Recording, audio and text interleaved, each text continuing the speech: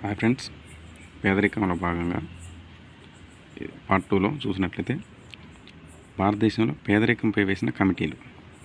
ఒకటి వచ్చేసి doctor YK అలగ్ కమిటీ. ఇది 1979లో వేశారనమాట. వీరిని ఎవరు నియమించారు ఈ కమిటీని? 1979 అంటే అప్పట్లో ప్రణాళిక సంఘం ఉంది కదా. 2015 నుంచి నీతి ఆయోగ్ వచ్చింది. అంతకుముందుకు పేదరికాన్ని అంచనా వేసేది ఎవరు? Planning commission. సిఫారసులు, వీరు ఇచ్చిన సిఫారసులు గ్రామీణ ప్రాంతంలో 2400 క్యాలరీస్ కంటే తక్కువ శక్తిని ఉన్న ఆహారాన్ని తీసుకునే వారంతా పేదవారని చెప్పింది అనమాట. అదే పట్టణ ప్రాంతంలో వచ్చేసి 2100 క్యాలరీస్. దీనికంటే ఈ క్యాలరీస్ కంటే తక్కువ శక్తి ఆహారం తీసుకునే వారంతా పేదవారి కింద వచ్చేస్తారు. అలాగే వాళ్ళ అమౌంట్ వచ్చేసి గ్రామీణ ప్రాంతాలలో వచ్చి 49 రూపాయల 1 పైసా, అంటే నెలకు ఖర్చు చేయలేని వారిని పేదలుగా. అలాగే పట్టణాలలో వచ్చి 56 రూపాయల 7 పైసలు నిర్ధారించారు. అలాగే నెక్స్ట్ కమిటీ వచ్చేసి ఒకటి డాక్టర్ లాగ్దావాలా కమిటీ. ఇది 1989లో కమిటీ వేస్తే వీళ్ళు ఎప్పుడు ఇచ్చారంటే తమ నివేదికని 1993లో నివేదికను సమర్పించారు అన్నమాట. వీరిని కూడా ప్రణాళిక సంఘమే నియమించింది. వీరి సిఫార్సులు ఏంటి అంటే యూఆర్ఓ పద్ధతిని అవలంబించమని సలహా ఇచ్చిందన్నమాట. యూఆర్పి అంటే యూనిఫామ్ రెఫరెన్స్ ప్రాసెస్ లేదా పీరియడ్. యూనిఫామ్ రెఫరెన్స్ పీరియడ్ పద్ధతిని అవలంబించమని సలహా ఇచ్చిందనమాట. అలాగే వీళ్ళు కూడా విలేజ్లలో 2400 క్యాలరీస్, పట్టణాలలో 2100 క్యాలరీస్ కంటే తక్కువ శక్తిని ఆహారాన్ని తీసుకునే వారంతా పేదవారుగా గుర్తించారు. అలాగే ఇంకో పద్ధతి అంటే హెచ్సిఆర్ పద్ధతిని ఉపయోగించమని చెప్పింది. హెచ్సిఆర్ అంటే హెడ్ కౌంట్ రేషియో ప్రకారం ఈ పద్ధతిని ఉపయోగించమని సలహా ఇచ్చిందనమాట. అలాగే రాష్ట్రాల వారీగా పేదరికాన్ని లెక్కించాలని చెప్పింది. అలాగే గ్రామీణ ప్రాంతాల్లో సిపిఐ ఏఎల్, పట్టణ ప్రాంతాలలో సిపిఐ ఐడబ్ల్యూ ప్రాంతాలుగా తీసుకోమని. సిపిఐ అంటే consumer price index for agricultural labour. పల్లెటూళ్ళలో ఎక్కువ ఎవరు ఉంటారు? అగ్రికల్చర్ లేబర్ ఉంటారు. ఇక్కడ ఐడబ్ల్యూ అంటే ఇండస్ట్రియల్స్ వర్కర్. పట్టణాలకు వచ్చేస్తే ఇండస్ట్రియల్ వర్క్స్ ఉంటారు.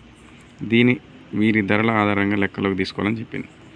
అలాగే ఒక్కో రాష్ట్ర ప్రత్యేకత వినియోగదారుల ధరల సూచిని ఉపయోగించి దారిద్ర్య రేఖకు తయారు చేయాలని ఈ కమిటీ సూచించిందన్నమాట. ఈ కమిటీ నియమించిన సంవత్సరం 93-94 సంవత్సర కాలంలో పేదరికం అత్యధికంగా బీహార్ రాష్ట్రంలో ఉంది, అలాగే అత్యల్పంగా పంజాబ్ రాష్ట్రంలో ఉందని వాళ్ళు నివేదిక ఇచ్చారన్నమాట. దాని తర్వాత నియమించిన మరో కమిటీ సురేష్ టెండూల్కర్ కమిటీ. ఇది 2005లో నియమించారు దీన్ని మొదటిసారిగా. 2009లో వీళ్ళ నివేదికను సమర్పించిందన్నమాట. దీన్ని కూడా ప్రణాళిక సంఘమే నియమించింది. అలాగే రెండవసారి 2011-12కు సంబంధించిన నివేదికని 2013లో ఇచ్చిందనమాట. ఇది రెండోసారి దీన్ని కానీ వేస్తే వీరిచ్చిన సిఫారసులు ఏంటంటే ఎన్ఎస్ఎస్ఓ వారు సేకరించే ప్రైవేటు గృహ వినియోగాల వ్యయాన్ని ఆధారంగా పేదరికం లెక్కించారన్నమాట. అలాగే ఎంఆర్పి పద్ధతిని అవలంబించాలని చెప్పింది. ఎంఆర్పి అంటే ఇక్కడ మిక్స్డ్ రెఫరెన్స్ పీరియడ్ ఈ పద్ధతిని అవలంబించాలని చెప్పింది అనమాట. ఎంఆర్పిలో భాగంగా యూపీఎల్బీని కూడా తీసుకోవాలండి. అంటే అర్బన్ పావర్టీ లైన్ బాస్కెట్. అయితే మనం అనుకున్నాం కదా, ఒక నెల కాలంలో మీరు 5 వస్తువులను ఏవైతే తీసుకోరో దాన్ని లెక్కేసి దీన్ని కౌంట్ చేస్తారన్నమాట. యూపీఎల్బీని కేవలం క్యాలరీస్నే కాకుండా కాస్ట్ ఆఫ్ లివింగ్ ఇండెక్స్ని కూడా లెక్కించాలని సూచించింది ఈ కమిటీ. అలాగే కనీస అవసరాలను కాకుండా దానితో పాటు విద్య మరియు ఆరోగ్యంపై చేసే ఖర్చును కూడా తీసుకోవాలని సూచించిందనమాట. కనీస అవసరాలతో పాటు 5 ఆహారేతర వస్తువులను కూడా తీసుకోవాలి. ఉదాహరణకు వచ్చేసి ఫ్రిడ్జ్, టీవీ, వాషింగ్ మిషన్, ఇలా ఉదాహరణకు ఒక 5 ఆహారేతర వస్తువులు కూడా తీసుకోవాలన్నమాట. ఈ నివేదిక ప్రకారం ఎంపీసీ వచ్చేసి అంటే మంత్లీ ఫర్ ఇన్కమ్ ఖర్చు వచ్చేసి గ్రామీణ ప్రాంతాలలో 816 రూపాయలు, పట్టణంలో 1000 రూపాయలుగా సూచించారు. ఒక వ్యక్తికి రోజుకి అయ్యే ఖర్చు 27 రూపాయల 2 పైసలు. అలాగే పట్టణాలలో రూ. 33.3. అలాగే ఒక కుటుంబానికి 5 చొప్పున ఉన్నట్టయితే నెలకయ్యే ఖర్చు 816 ఇంటూ 5 వేస్తే 4080 రూపాయలు ఖర్చు చేయలేని పరిస్థితిని ఉన్నవారిని 2011-12లో పేదలుగా నిర్ణయించేవారు అన్నమాట ఈ కమిటీ ప్రకారం. అలాగే పట్టణంలో 1000 రూపాయలు 5000 ఖర్చు చేయలేని వారు పేదరికంలో ఉన్నట్టు అనమాట. ఈ కమిటీ ప్రకారం చూస్తే పేదరిక శాతం గ్రామాలలో 25.7% ఉంది, పట్టణాలలో 13.7% ఉంది. మొత్తం ఓవరాల్గా భారతదేశంలో 21.9% ఉందని ఈ సురేష్ టెండూల్కర్ కమిటీ నివేదికనిచ్చిందనమాట. అలాగే పేదవారి సంఖ్య మొత్తం పల్లెలలో 216.5 మిలియన్ల జనాభా ఉన్నారు పేదరికంలో. అలాగే పట్టణాలలో 52.8 మిలియన్స్. మొత్తం భారతదేశంలో వచ్చేసి 269.3 మిలియన్ల జనాభా పేదరికంలో ఉన్నారని ఈ కమిటీ నివేదికనిచ్చిందనమాట. సురేష్ టెండూల్కర్ కమిటీ ప్రకారం పేదరిక రేటు ఉన్న రాష్ట్రాలు మరియు యూటీస్ ఎక్కువగా ఎక్కడుందంటే పేదరిక రేటు ఛత్తీస్గఢ్లో, నెక్స్ట్ వచ్చేసి దాద్రానగర్ హవేలీలో, అలాగే జార్ఖండ్లో 3rd ప్లేస్లో. అలాగే తక్కువ ఉన్న రాష్ట్రం లేదా యూటీస్లలో వచ్చేస్తే అండమాన్ నికోబార్ దీవులలో తక్కువ ఉంది, లక్షద్వీపులు, అలాగే గోవా. స్టేట్ వైపుగా చూస్తేనేమో ఇది ఉంది. ఈ యూటీస్లలో చూస్తే అండమాన్ నికోబార్ దీవులు, లక్షద్వీపులలో ఉంది. నెక్స్ట్ వచ్చే ఇంకో కమిటీ ఏంటంటే రంగరాజన్ కమిటీ. ఇది కొంచెం ఇంపార్టెంట్. ఇది 2012లో ప్రణాళిక సంఘం నియమించింది దీన్ని. వీళ్ళ నివేదిక ఎప్పుడు ఇచ్చారంటే 2014 ఇచ్చారు. దీంట్లో సభ్యులు ఎవరు అంటే ఒక మహేంద్ర దేవ్, మహేష్ వ్యాస్, కేఎల్ దత్, కే సుందరం గారు. వీళ్ళు దేని మీద చేశారంటే క్యాలరీస్ మరియు ప్రోటీన్స్ అలాగే ఫ్యాట్లపై చేసే ఖర్చును కూడా లెక్కలోకి తీసుకున్నారు అన్నమాట. వీళ్ళు calories plus protein plus fat వీటిపైన చేసే ఖర్చును కూడా లెక్కలోకి తీసుకుందన్నమాట. వీరి ప్రకారం ఏంటంటే పర్ మంత్ వచ్చేసి ఒక కుటుంబంలో ఒక పర్సన్ 972 రూపాయలు నెలకు ఖర్చు పెట్టాలి. ఆ ఖర్చు పెట్టలేని స్థితిలో ఉంటే పేదరికంలో ఉన్నట్టు. అలాగే పట్టణంలో 1407 రూపాయలుగా నిర్ధారి. ఒక వ్యక్తికి ఒక రోజుకి అయ్యే ఖర్చు ఎంత అంటే వీళ్ళ లెక్క ప్రకారం 32 రూపాయల 4 పైసలు. ఈ పట్టణాలలో వచ్చేసి 46 రూపాయల 9 పైసలు. అంటే ఒక కుటుంబంలో 5 సభ్యులు నెలకు అయ్యే ఖర్చు ఎంత అంటే ఎవరిది రంగరాజన్ కమిటీ ప్రకారం 972 రూపాయలు ఒక పర్సన్ ఖర్చు పెడితే నెలకు 5 చొప్పున అయితే 4860 రూపాయలు ఖర్చు పెట్టాలి. ఈ ఖర్చు పెట్టలేని స్థితిలో ఉంటే వాళ్ళు బిలో పవర్టీ లైన్ అంటే పేదరికానికి కింద ఉన్నారు. అలాగే పట్టణాలలో వచ్చేసి 7035 రూపాయలుగా నెలకు ఖర్చు పెట్టలేని పరిస్థితిలో ఉన్నవారిని పట్టణ పేదలుగా గుర్తించడం జరిగింది. 2011-12 పేదరిక శాతం ఎంత అంటే గ్రామాలలో 30% ఉంది, 30.9% గ్రామాలలో ఉంటే 26.4 పట్టణాలలో ఉంది. మొత్తం ఓవరాల్ ఇండియాకు వచ్చేసి 29.5%. ఇది ఇంపార్టెంట్. 2011-12 పేదరిక శాతం. అలాగే పేదల సంఖ్య వచ్చేసి 260.5 మిలియన్స్ ఉందన్నమాట పల్లెటూళ్ళలో. అదే పట్టణాలలో 102.5 మిలియన్స్ ఉందన్నమాట. మొత్తం ఓవరాల్గా భారతదేశంలో ఉన్న పేదవారి సంఖ్య 363 మిలియన్స్ ఉంది ఎప్పుడు 2011లో. నెక్స్ట్ పేదరిక శాతాన్ని చూస్తే రాష్ట్రాలు యూటీస్గా చూస్తే రాష్ట్రాలు ఎక్కువ పేదరికం ఎక్కడ ఉందంటే ఫస్ట్ ఆఫ్ ఆల్ ఈ 2011లో ఛత్తీస్గఢ్ శాతపరంగా చూస్తే 47.9% ఉంది. అలాగే నెక్స్ట్ మణిపూర్, ఒడిస్సా 4వ ప్లేస్లో, మధ్యప్రదేశ్ 5వ ప్లేస్లో, జార్ఖండ్. తక్కువగా వచ్చేసి గోవాలో ఉందన్నమాట 6.3%. నెక్స్ట్ వచ్చేసి ఆ తర్వాత హిమాచల్ ప్రదేశ్. అలా యూటీస్లలో చూసుకుంటే ఎక్కువగా ఉన్నది ఎక్కడంటే దాద్రానగర్ హవేలీలో 35.6% ఉందన్నమాట పేదరికం శాతపరంగా. అలాగే తక్కువగా అండమాన్ నికోబార్ దీవులలో ఉంది, మరియు అలాగే దాని తర్వాత లక్షద్వీపులలో. ఇప్పుడు గ్రామీణ ప్రాంతాలలో పేదరికం చూసుకుంటే ఎక్కువగా ఎక్కడుందంటే ఛత్తీస్గఢ్లో ఉంది, తర్వాత జార్ఖండ్లో ఉంది, తర్వాత ఒడిస్సాలో ఉంది. మరి గ్రామీణ ప్రాంతాలలో తక్కువ పేదరికం ఎక్కడుందంటే ఫస్ట్ గోవాలో ఉంది, తర్వాత నాగాలాండ్లో తక్కువ ఉంది, కేరళలో తర్వాత తక్కువ. పట్టణ ప్రాంతాలలో చూసుకున్నట్టయితే ఛత్తీస్గఢ్లో మళ్ళీ ఎక్కువనే ఉంది. నెక్స్ట్ ఇక్కడ ప్లేస్ ఏంటంటే మణిపూర్. ఈ సేమ్ ఛత్తీస్గఢ్ మణిపూర్ సేమ్ రేషియోలో వచ్చిందనమాట ఈ రెండు. అలాగే నెక్స్ట్ ప్లేస్లో బీహార్ ఉంది, 3rd ప్లేస్లో యూపీ ఉంది. అదే నెక్స్ట్ తక్కువ పట్టణ ప్రాంతాల్లో తక్కువ ఏ స్టేట్లో ఉందంటే హిమాచల్ ప్రదేశ్లో పట్టణ ప్రాంతాల పేదరికం తక్కువ ఉంది. ఆ తర్వాత గోవా. అలాగే ఇంకో కమిటీ ఏంటంటే ఎన్సీ సక్సేనా కమిటీ. ఇది 2008లో ఏర్పాటు చేశారు. దీన్ని ఎవరు చేశారంటే గ్రామీణాభివృద్ధి మంత్రిత్వ శాఖ వారు దీన్ని నియమించింది. వీరి నివేదిక ఎప్పుడు ఇచ్చారంటే 2009లో ఇచ్చింది. వీళ్ళు గ్రామీణ ప్రాంతంలోని బీపీఎల్ అంటే బిలో పావర్టీ లైన్కు ఉన్న ప్రజలను లెక్కించడానికి ఎన్సీ సక్సేనా కమిటీని నియమించారు.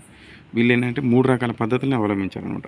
ఒకటోది ఆటోమేటిక్ ఎక్స్క్లూజన్, అంటే వీళ్ళు బీపీఎల్ కుటుంబాలుగా పరిగణించరాదని మన ఎవరు ఉదాహరణకు వస్తే చెప్తున్న వాళ్ళని, జిల్లా సగటు కుటుంబ కమ్మతం కంటే 2 రెట్లు ఎక్కువ భూమిని కలిగి ఉన్నవారు, అలాగే వ్యవసాయానికి యంత్రాలు వాడిన కుటుంబాలను కూడా దీంట్లో తీసుకోరన్నమాట. ప్రభుత్వ మరియు ప్రైవేట్ జాబులలో ఉండి నెలకు 10,000 కంటే ఎక్కువ ఆదాయం కలిగిన వారు ఈ ఆటోమేటిక్ ఎక్స్క్లూజన్ అనే ఈ పద్ధతిలోకి రావాలి. నెక్స్ట్ ద్విచక్ర వాహనాన్ని కలిగి ఉన్నవారు, ఐటీ అంటే ఇన్కమ్ ట్యాక్స్ పే చేసేవారు, అలాగే 3 రూమ్ల గృహాలు ఉన్నవారు, వీళ్ళు మొదటి రకం పద్ధతిలోకి ఆటోమేటిక్ ఎక్స్క్లూజన్లోకి ఈ టైప్ ఆఫ్ పర్సన్స్ని వాళ్ళు తీసుకున్నారు. నెక్స్ట్ సెకండ్ కేటగిరీ ఎవరంటే ఆటోమేటిక్ ఇంక్లూజన్, వీళ్ళు బీపీఎల్ కుటుంబాలకు పరిగణిస్తారు. అంటే మహాదళిత కుటుంబాలు, గిరిజన గ్రూపులు, వికలాంగుడు అయ్యి ఉండి కుటుంబ పోషణ భారం మోసేవాడు, నెక్స్ట్ ఆ ఇంట్లో మహిళ అయ్యి ఉండంటే పురుషుడు ఇంటి పెద్ద చనిపోతే ఆ ఇంట్లో ఉన్న మహిళ ఆమె కుటుంబ పోషణ మొత్తం భారం మోసే ఆవిడ అయి ఉంటే, అలాగే గృహాలు లేని కుటుంబాలను వీళ్ళని ఏం చేస్తారంటే బీపీఎల్ కుటుంబాలుగా పరిగణిస్తారు. ఇక మూడవది పైన ఉన్నటువంటి లక్షణాలు కాకుండా, పైన ఉన్నటువంటి ఈ పై 2 స్టేజ్లలో ఉన్న లక్షణాలు కాకుండా ఒక్కొక్క రాష్ట్రానికి సంబంధించి ఒక్కొక్క కారణాలు గుర్తించిందన్నమాట. ఉదాహరణకు కొన్ని రాష్ట్రాల్లో కొన్ని ఎస్ఆర్ అసీం కమిటీ ఇది 2010లో నియమించారు. పట్టణ ప్రాంతాల్లోని బీపీఎల్ కుటుంబాలను గుర్తించడానికి 3 పద్ధతులను సిఫారసు చేసింది.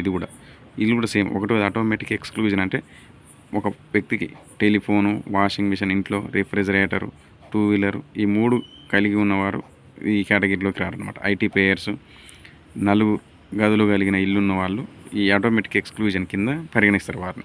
అలాగే రెండవ వారు పద్ధతి వచ్చేసి ఏంటంటే ఆటోమేటిక్ ఇంక్లూజన్, ఇలాంటి యాచకులు, రాళ్ళు కొట్టుకునేవారు, అలాగే మహిళ, వికలాంగులు అయ్యి కుటుంబ భారం మోసేవారు. మళ్ళీ సేమ్ మూడోది ఇక్కడ కూడా ఏంటంటే పైవి కాకుండా మన రాష్ట్ర ప్రభుత్వం కొన్ని అంశాలు చేర్చుకుంటుంది అన్నమాట. వీళ్ళు కూడా పేదరిక వాళ్ళు అన్నట్టు ఉదాహరణకు తీసుకున్నట్టు వలస కార్మికులు, వలస వాళ్ళని. Next Arvind Panagariya committee 2015.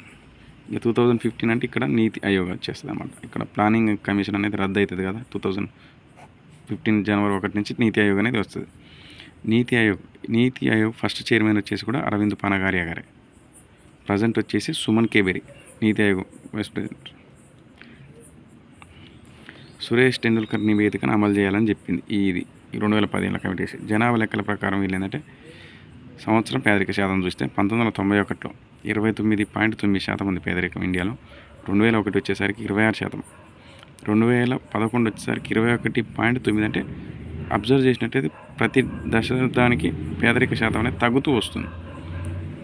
ఇప్పుడు మనకి యాక్చువల్గా 2021లో జనాభా లెక్కలు వేయాలి, మొత్తం అన్ని లెక్కలు చేయాలి, జనాభా లెక్కలు, పేదరికం. కానీ కోవిడ్-19 పాండమిక్ సిచ్యువేషన్ వల్ల దాన్ని పోస్ట్ పోన్ చేసుకుంటూ వచ్చారు. చేస్తారేమో బహుశా. పేదరిక వార్షిక తగ్గుదల రేటు సంస్కరణలకు పూర్వం, అంటే మనకెప్పుడు సంస్కరణలు ఎప్పుడైనా 1991-92 పీరియడ్లో ఎల్పిజి లిబరలైజేషన్, ప్రైవేటైజేషన్, గ్లోబలైజేషన్ అనే సంస్కరణలు ఎవరు పివి నరసింహారావు గారి పీరియడ్లో జరిగినాయి కదా. ఆ సంస్కరణలకు పూర్వం ఎలా ఉండనంటే పేదరికం గ్రామీణ ప్రాంతాలలో 2.7గా ఉంటే పట్టణాలలో 2.2 ఉండే. సంస్కరణ తర్వాత వచ్చేసి 0% అయింది 1991 to 96-97. అంటే ప్రతి యాక్చువల్గా పేదరికాన్ని మనం చెప్పుకున్నాం కదా, ప్రతి 5 yearsకి ఒకసారి లెక్కేస్తారు. గ్రామీణ ప్రాంతాలలో ఎల్పిజి వల్ల, పట్టణ ప్రాంతాల్లో 2. ఇక్కడ చేంజ్ ఏం లేదు, ఇక్కడ చేంజ్ అయింది, పూర్తి చేంజ్. అలాగే కనీస సార్వత్రిక ఆదాయం, యూనివర్సల్ బేసిక్ ఇన్కమ్, అంటే దీనికి స్ఫూర్తి ప్రదాత ఎవరంటే మహాత్మా గాంధీ. దీని రూపశిల్పి ఎవరంటే అరవింద్ సుబ్రహ్మణ్యం. 2011 సెన్సస్ ప్రకారం సంవత్సరానికి 7,620 రూపాయలు కనీస ఆదాయంగా అందించాలి అని ప్రభుత్వం పేదరిక దిగువ రేఖకున్న వారికి ఇంత రూపాయలు అందించాలని ఒక ఉద్దేశంగా పెట్టుకొని వారికి ఏదన్నా పథకాలు ఇస్తే వారికి 5% సబ్సిడీ ఇవ్వాలి. పేదరికానికి సంబంధించిన రిపోర్ట్స్ వీళ్ళు ప్రతి సంవత్సరం అక్టోబర్ నెలలో అనౌన్స్ చేస్తారు అన్నమాట. పేదరికానికి సంబంధించినవి అంటే ఎవ్రీ ఇయర్ ఏ రాష్ట్రం ప్రపంచ ఆకలి సూచిని గ్లోబల్ హంగర్ ఇండెక్స్ GHIతో చూస్తారు. 2006 నుంచి వీళ్ళు IFPRI USA అనే దేశానికి సంబంధించిన సంస్థ, international food policy research institute అనే ఒక సంస్థ, వీరు ఒకరు. అలాగే వెల్త్ హంగర్ లైఫ్ జర్మనీ సంస్థ, ఇది ఒకటి. 2007 నుంచి క్యాన్కర్ వైల్డ్ లైఫ్ అని ఐర్లాండ్ సంబంధించిన ఈ మూడు కలిసి ఇస్తున్నాయి అన్నమాట హంగర్ ఇండెక్స్. 2018 నుండి IFPRI అనేది ఇందులో నుంచి వైదొలిగింది. అంతర్జాతీయంగా, దేశీయంగా, ప్రాంతీయంగా ఆకలి తీవ్రతను గుర్తించి ఈ నివేదిక ఇస్తుంది అన్నమాట.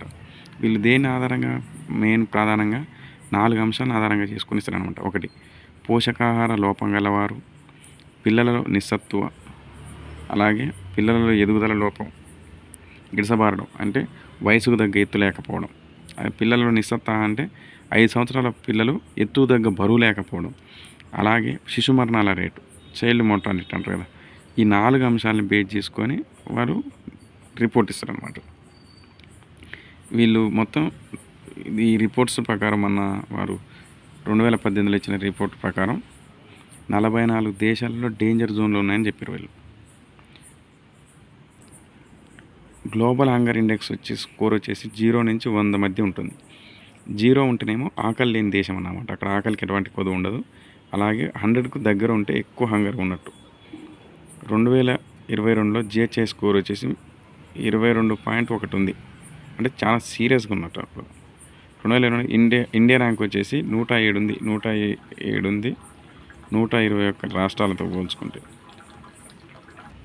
అలాగే multi dimensional poverty line index, ఇది 2021 బహుముఖ పేదరిక సూచి చూస్తే నీతి ఆయోగ్ పేదరికం పైన ఇచ్చిన మొదటి రిపోర్ట్ ఇది. NFHS4 డేటా 2015 ఆధారంగా, అంటే NFHS అంటే నేషనల్ ఫ్యామిలీ హెల్త్ సర్వే ఆధారంగా చేసుకొని రిపోర్ట్ ఇచ్చిందనమాట. వీళ్ళు ఒక 3 అంశాలను మరియు 12 సూచికలను తీసుకొని ఇస్తారనమాట ఈ రిపోర్ట్. ఆ 3 అంశాలు ఏంటంటే, ఒకటి ఆరోగ్యం, 2 విద్య, 3 జీవన ప్రమాణాలు. ఇప్పుడు ఈ ఆరోగ్యంలో 3 సూచికలు, ఒకటి పోషణ, ఒకటి పిల్లలు కౌమార దశల మరణాల రేటు, అలాగే 3వది చిన్నపిల్లల సంరక్షణ. ఈ విద్యలో వచ్చేసి 2 అంశాలను తీసుకుంటారు, ఒకటి పాఠశాల స్థాయి, 2 పాఠశాల అటెండెన్స్. ఈ జీవన ప్రమాణ స్థాయిలు వచ్చేసి ఇవి 6 ఉన్నాయి. ఒకటి వంట ఇంధనాలు, పారిశుద్ధ్యం, త్రాగునీరు, విద్యుత్, గృహవసతి, ఆస్తులు. అలాగే ఇప్పుడు కొత్తగా ఒకటి ఏం చేర్చారంటే బ్యాంక్ అకౌంట్ని చేర్చారన్నమాట. నరేంద్ర మోడీ ప్రభుత్వం వచ్చిన కాంచి ఇది ఒకటి, బ్యాంక్ అకౌంట్ అనేది ప్రతి మనిషికి కూడా మ్యాండేటరీ, ప్రాథమిక అవసరం కింద గుర్తించడం జరిగింది.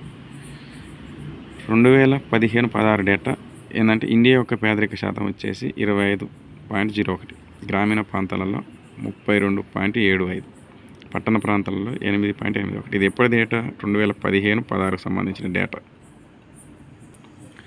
పేదరిక రేటు ఎక్కువ ఉన్న రాష్ట్రాలు, ఒకటి వచ్చేసి బీహార్ 51% ఉంది, 51.9. పేదరికం ఎక్కువగా ఉన్న రాష్ట్రాలు ఇవి. Next Jharkhand 42, UP 37.7, next Madhya Pradesh, next Meghalaya. ఈ టాప్ 5 గుర్తుపెట్టుకోవాలి. తక్కువ ఉన్న రాష్ట్రాలు పేదరికం అంటే ఫస్ట్ కేరళ 0.7, తర్వాత గోవా 3.76, సిక్కిం 3.86, తమిళనాడు 4.89, పంజాబ్ 5.5. ఈ టాప్ 5 తక్కువగా ఉన్నాయి పేదరికం. అలాగే యూటీస్ చూసుకున్నట్టయితే పుదుచ్చేరి, లక్షద్వీప్, అండమాన్ నికోబార్, ఢిల్లీ, చండీగఢ్. ఈ రిపోర్ట్ ప్రకారం కేరళ రాష్ట్రంలోని కొట్టాయం జిల్లా దేశంలోనే పేదరికం లేని ఏకైక జిల్లాగా నిలిచింది. తెలంగాణలో పేదరికం ఎంత ఉందంటే 13.74%గా పేదరికం ఉంది. విలేజెస్లో వచ్చేసి 20.35 ఉంది. టౌన్లలో వచ్చేసి 5.1గా ఉంది. అంటే దీన్ని బట్టి తెలంగాణలో పేదరికం ఎక్కడ ఉంది? ఎక్కువ గ్రామాలలో ఉంది. MPI = head count ratio into intensity = MPI × HA. పేదరిక నిర్మూలనకు తీసుకోవాల్సిన చర్యలు. టికల్ డౌన్ థియరీని 1970లో ప్రతిపాదించారు. దీని ప్రకారం ఏంటంటే, స్వల్పకాలిక చర్యలు ఒకటి, మధ్యకాలిక చర్యలు ఒకటి, దీర్ఘకాలిక చర్యలు తీసుకోవడం అవసరం. స్వల్పకాలిక చర్యలు అంటే లక్షిత వర్గాలను ఎంపిక ద్వారా పేదరికాన్ని తగ్గించే చర్యలు. అంటే ఇప్పుడు SC, ST, మైనార్టీలలో మ్యాక్సిమం OBCలలో పేదలు ఉంటారు. వీరికి గుర్తించి వీరి దగ్గర ఉపాధిని కల్పించే విధంగా. అలా మధ్యకాలిక చర్యలు SHG బంగ్లాదేశ్లోని మొహమ్మద్ యూనస్ నమూనాని ఉదాహరణగా తీసుకుంటారు అనమాట. దీర్ఘకాలిక చర్యలు అంటే ఆదాయ అసమానతలను తగ్గించాలి, నిరక్షరాస్యతను తగ్గించాలి, వృద్ధిని వేగవంతం చేయాలి, గ్రామీణ ప్రాంతాల్లో పారిశ్రామికరణ ప్రోత్సహించాలి, భూ సంస్కరణలను అమలు చేయాలి, అలాగే జనాభా పెరుగుదలను నియంత్రించాలి. ఇప్పుడు ఈ పేదరిక నిర్మూలన చర్యలలో భాగంగా సెంట్రల్ ప్రవేశపెట్టిన కొన్ని పథకాలు: గ్రామీణ ఉపాధి పథకం, పట్టణ ఉపాధి హామీ పథకం, అఖిల భారత స్థాయి, నెక్స్ట్ సామాజిక భద్రత, ఇతర పథకాలు.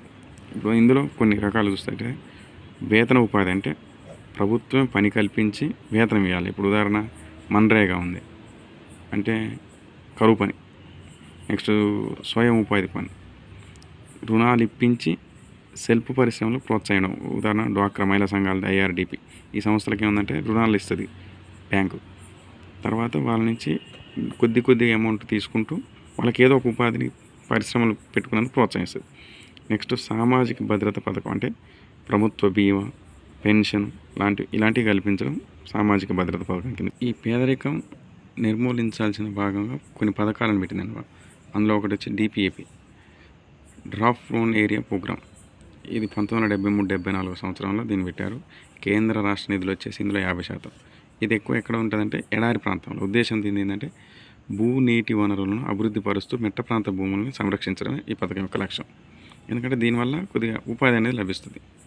ఎడారి ప్రాంతాలలో నీరు ఉండదు కదా, ఆ నీటి వనరులను అభివృద్ధి పరుస్తూ మెట్ట ప్రాంతాల భూములను సంరక్షించుకుంటే కొద్దిగా పంటలు పండడం వల్ల కనీసం అక్కడ పేదరికం అనేది కొద్దిగా తగ్గుద్ది. అలాగే రెండోది సన్నకారు చిన్నకారు రైతుల అభివృద్ధి సంస్థ 1974.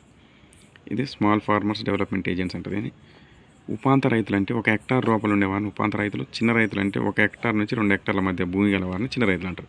దీని ఉద్దేశం ఏంటంటే ముఖ్య ఉద్దేశం వ్యవసాయ పనులు లేని కాలంలో ఉపాధి కల్పించే పథకం. అంటే మనం అన్నాం కదా ఋతు సంబంధిత నిరుద్యోగం, కొద్ది కాలం గ్యాప్ వస్తుంది కదా, దీన్ని కాలిక నిరుద్యోగం అంటారు. ఈ టైంలో ఏం చేయాలంటే వారికి 25%తో సబ్సిడీ కూడిన రుణాలను అందిస్తే వాళ్ళు ఏం చేస్తారు, వ్యవసాయం లేని టైంలో ఒకటి కోళ్ళ, బర్రెలు, గొర్రెలు, చేపలు ఇలాంటి ఏదో ఒకటి సైడ్ బిజినెస్గా పెంచుకోవడం వల్ల వాళ్ళకి ఏమైందంటే ఆల్ టైం ఉపాధి అనేది లభిస్తుంది. సో దానివల్ల అక్కడ మనం నిరుద్యోగాన్ని కొద్దిగా కంట్రోల్ చేయొచ్చు. ఆ నిరుద్యోగం కంట్రోల్ కావడం వల్ల ఏమైంది, పేదరికం అనేది కూడా కొద్దిగా తగ్గుద్ది. అలాగే థర్డ్ ఎడారి అభివృద్ధి పథకం, డెజర్ట్ డెవలప్మెంట్ ప్రోగ్రామ్. ఇది వచ్చేసి 1973-74. ఇది మొత్తానికి దేశవ్యాప్తంగా అమలు చేయలే. ఇది ఓన్లీ 7 రాష్ట్రాలు, మొదట 7 రాష్ట్రాలు పెట్టారు, 36 జిల్లాలు. అందులో ఇది మొదట్లో 100% కేంద్రం ఇచ్చేది దీనికి సబ్సిడీ. 95-96 సంవత్సరం నుంచి ఏమైందంటే 75-25% సెంట్రల్ స్టేట్లు డివైడ్ చేసుకున్నాయి. ఉద్దేశం ఏంటంటే ఎడారి ప్రాంతంలోని విస్తరణ తగ్గించడం. అంటే అక్కడ ఏం చేయాలి, వాటర్ షెడ్స్, మొక్కల్ని పెంచాలి. అలాంటి ఇప్పుడు ఇది వచ్చేసి 7 రాష్ట్రాలు అన్నాం కదా, అది వచ్చేసి ఫస్ట్ రాజస్థాను, పంజాబు, హర్యానా, జమ్మూ అండ్ కాశ్మీర్, గుజరాత్. అంటే ఈ ఎడారి ఉన్న రాష్ట్రాలు మన భారతదేశంలో ఇవే కదా. ఇలాంటి వాటిలలో నెక్స్ట్ హిమాచల్ ప్రదేశ్, అంటే ఇక్కడ కొండ ప్రాంతాలలో వీటికి మనం ప్రోత్సాహకంగా ఏం చేశారంటే 75% సెంట్రల్ నిధులు ఇస్తే 25% ఈ స్టేట్లో పెట్టుకోవాలన్నమాట, ఇక్కడ పెట్టుబడులు. అలాగే ఆయకట్టు ప్రాంతాలు అభివృద్ధి పథకం 1974-75. ఎంపిక చేయబడిన మధ్య తరహా భారీ ప్రాజెక్టుల నీటి వనరులను సామర్థ్యంగా వాడుకోవడం కోసం ప్రవేశపెట్టింది ఇది ఆయకట్టు ప్రాంతాల అభివృద్ధి పథకం. 2004 ఏప్రిల్ 1 నుంచి CADWMPగా పేరు మార్చారు. దీని పేరు అంతమందికి CADP అని ఉండే, అంటే కమాండ్ ఏరియా డెవలప్మెంట్ పథకం. ఆ పథకాన్ని ఇప్పుడు ఏం మార్చారు, command area development water management ప్రోగ్రామ్గా మార్చారు. 2015 జూలై 1 దీన్ని PMKSYలో దీన్ని మార్చారు అనమాట. హర్కేతో పాని నినాదంతో వచ్చిన ఈ పథకంలో విలీనమైంది PMKSYలో. ఏ పథకం విలీనమైంది, CADWMP. ఈ పథకం అనేది ఇందులో విలీనమైంది. ఇది ఎందులో విలీనమైంది, CADP వచ్చేసి ఇందులో విలీనమైంది. PMKSY యొక్క నినాదం ఏంటి, హర్కేతో పాని. నెక్స్ట్ కనీస అవసరాల పథకం, మినిమం నీడ్స్ ప్రోగ్రామ్ వచ్చేసి ఇది 1974 5వ పంచవార్షిక ప్రణాళిక పీరియడ్లో పెట్టారనమాట. అలాగే 20 సూత్రాల పథకం 1970లో 20 పాయింట్స్ ప్రోగ్రామ్ అని ఇందిరాగాంధీ గారు పెట్టారు. ఇది ఎందుకు, ప్రజల జీవన ప్రమాణ స్థాయిని మెరుగుపరచడం కోసం.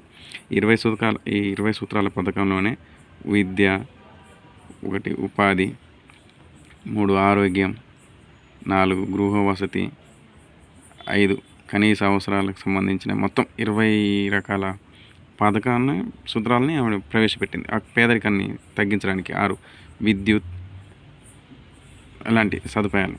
నెక్స్ట్ అంత్యోదయ పథకం. ఇది 1977 అక్టోబర్ 2న గాంధీ జయంతి సందర్భంగా దీన్ని ప్రవేశపెట్టారు. ఇది 5th ప్లాన్లో.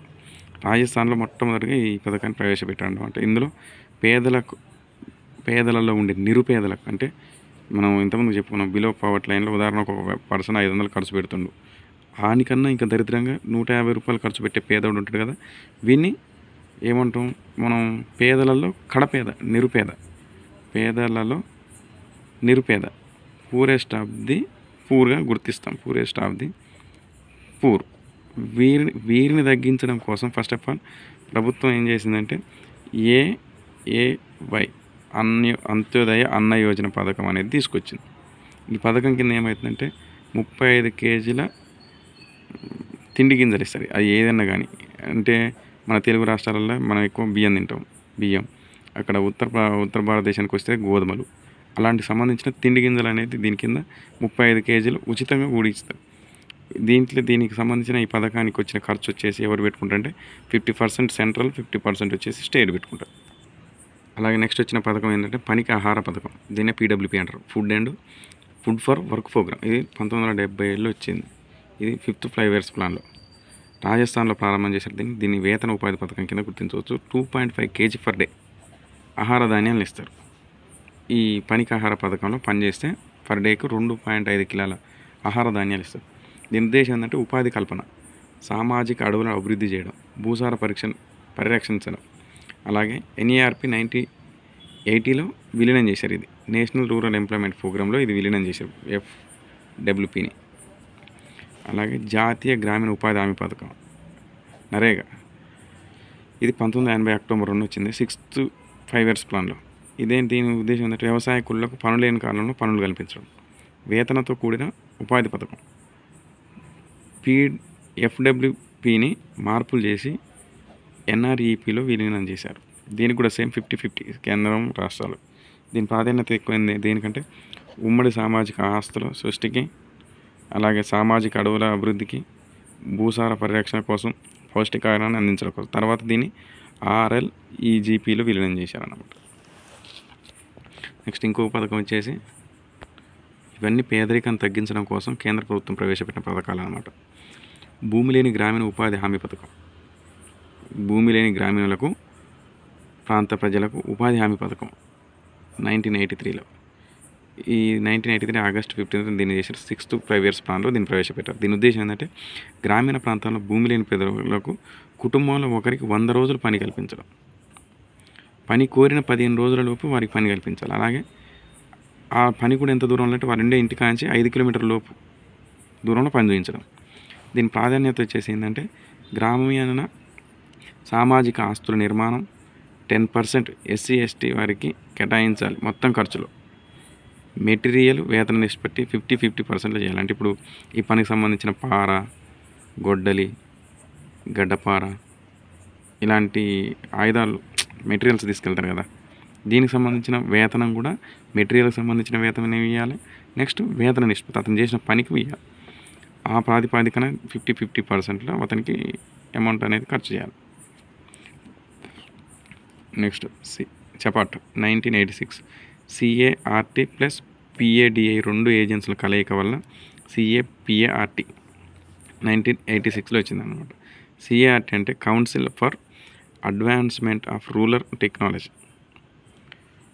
PADI అంటే people's action for development of India. ఈ రెండింటికి వచ్చే హెడ్-క్వార్టర్ వచ్చేసి న్యూఢిల్లీలో ఉంది. గ్రామీణ ప్రాంతాలలో సుస్థిరాభివృద్ధికి స్వచ్ఛంద సంస్థలకు మధ్య అనువర్తనంగా పనిచేస్తుంది. ఇప్పుడు కొన్ని ఉంటాయి స్వచ్ఛంద సంస్థలు ఉంటాయి, వాటికి మరియు గ్రామీణ ప్రాంతాలలో జరిగే డెవలప్మెంట్ కోసం వారికి మధ్యవర్తిగా పనిచేస్తుంది అన్నమాట ఈ సంస్థ. గ్రామీణ ప్రాంతాల్లో టెక్నాలజీగా పనిచేసే సంస్థలకు 25 లక్షల ఆర్థిక సాయం అందిస్తుంది అన్నమాట. పేదరికం ముఖ్య కారణం ఏంటంటే జనాభా పెరుగుదల, పేదరికానికి మస్ట్ అండ్ షుడ్ కారణం అన్నమాట.